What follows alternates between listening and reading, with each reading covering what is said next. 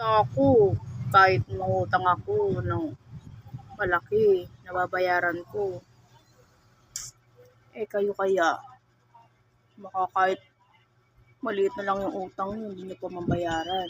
Sino yung nakakahiya? Ako ba o kayo? Di ba?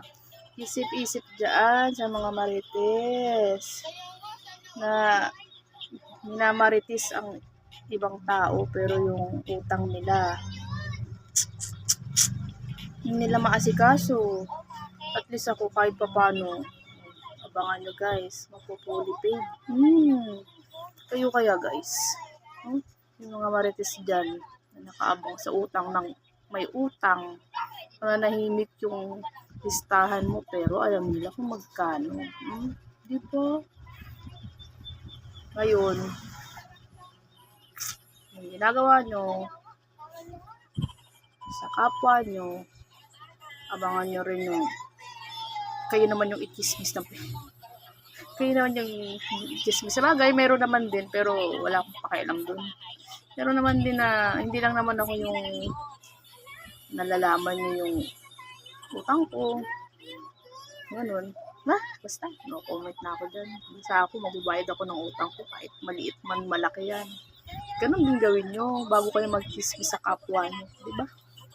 Ganun ang gagawin nyo. Huwag kayong mangialam sa utang ng may utang.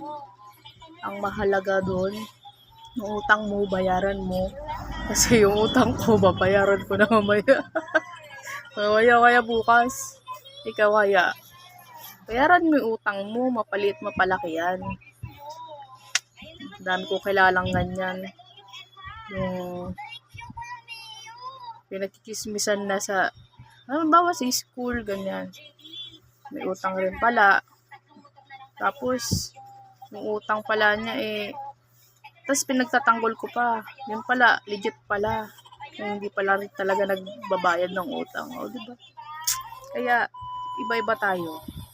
At huwag nyo rin ako isasama doon kasi talaga nagbabayad ako ng utang ko. Kahit gano'n pa kalaki yan.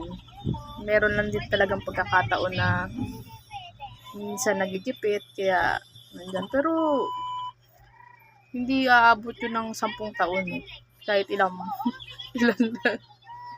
Nandun lang guys. Kaya ako sa'yo, huwag kayong mangingialam na may utang ng ibang tao. Pakialaman nyo utang nyo tsaka buhay nyo.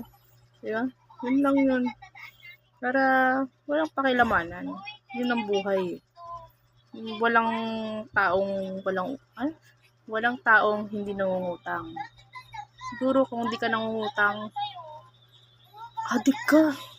No, adik ka siguro. Nagbebenta ka ng drugs. Marami kang pera.